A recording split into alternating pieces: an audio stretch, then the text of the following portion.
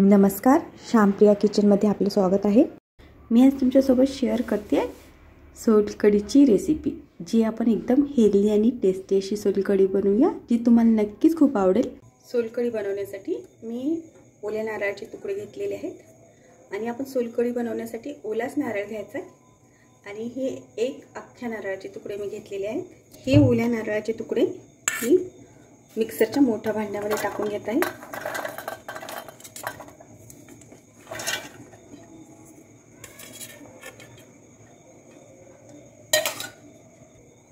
आता मी याच्यामध्ये टाकून घेते अद्रकचे 3 तुकडे, 1-1 इंचाचे 3 तुकडे मी घेतलेले आहेत। आता मी टाकून घेते 2 मिरच्या। या मिरच्या जास्त तिखट नाही आहेत म्हणून मी 2 घेते। तुमच्याकडे जर जास्त तिखट मिरची असेल तर तुम्ही एकच मिरची टाकून घ्यायची आणि या मिरचीचे आपण तुकडे करून टाकून घेऊ। 2 चमच जिरे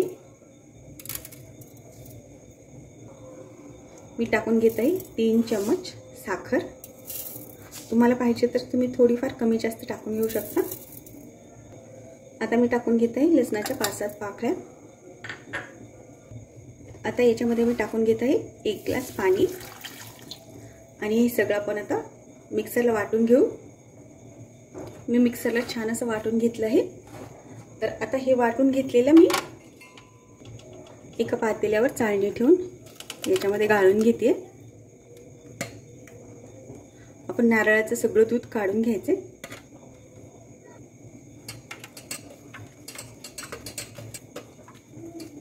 या टाइप मध्ये नारळामधलं सगळं दूध काढून घेतलेलं आहे। आता परत एकदा हे आपण वाटून घेऊ। मी परत हा नारळाचा चोथा मिक्सर बाउल मध्ये टाकून घेत आहे।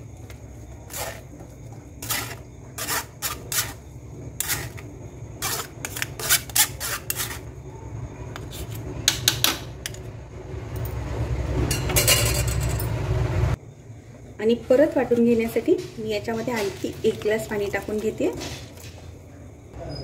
आणि परत एकदा हे वाटून घेते। मी परत एकदा वाटून घेतलं आहे। तर परत एकदा आपण हे गाळून घेऊ आणि नारळामधलं पूर्ण दूध काढून घेऊ।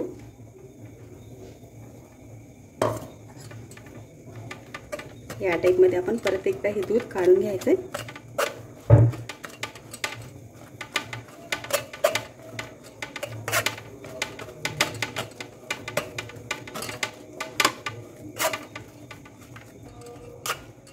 आणि परत एकदा हा चोथा एकदा वाटून घेते। आणखी एकदा 1 ग्लास पाणी टाकून मी परत एकदा 1 ग्लास पाणी टाकून हे मिश्रण वाटून घेतलं आहे। तर परत एकदा आपण गाळून घेऊ।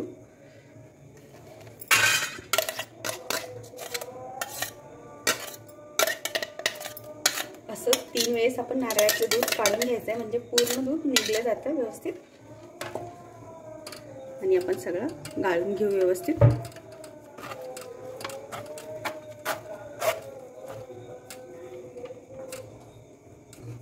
मी सगळं नारळाचं दूध काढून घेतलेलं आहे।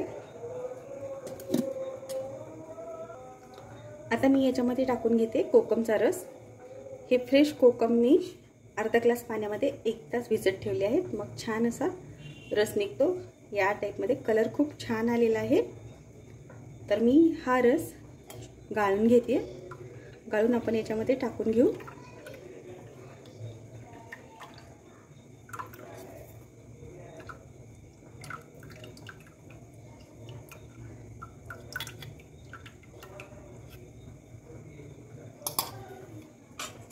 आता हे सगळं आपण मिक्स करून घेऊ। कोकम टाकलं की आपल्या सोलकढीला मस्त असा कलर येतो,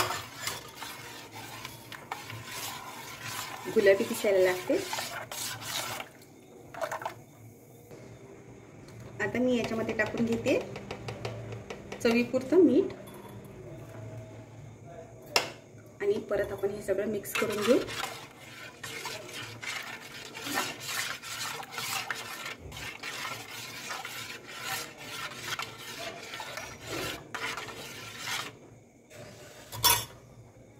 आपण सोलकढी बनवण्यासाठी अख्खा नारळ वापरला आहे आणि 3 ग्लास पाणी आणि कोकमचं सरबत बनवण्यासाठी अर्धा ग्लास पाणी, असं मिळून आपलं 3.5 ग्लास सरबत तयार आहे। आता परत मी एकदा सगळी सोलकढी छोट्या गाळणीनं गाळून घेत आहे, म्हणजे केल्यावर आपल्या घशाला बिलकुल थोडंही खरखर लागलं जाणार नाही। तर सगळी सोलकढी मी छोट्या गाळणीनं गाळून घेतली आहे।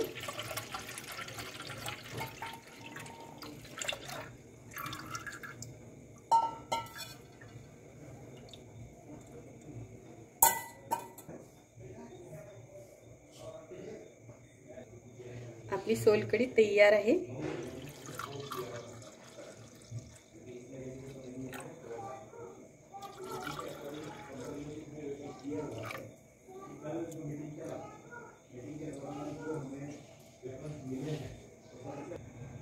आपण याच्यावर थोडी बारीक कट केलेली कोथिंबीर टाकून घेऊ।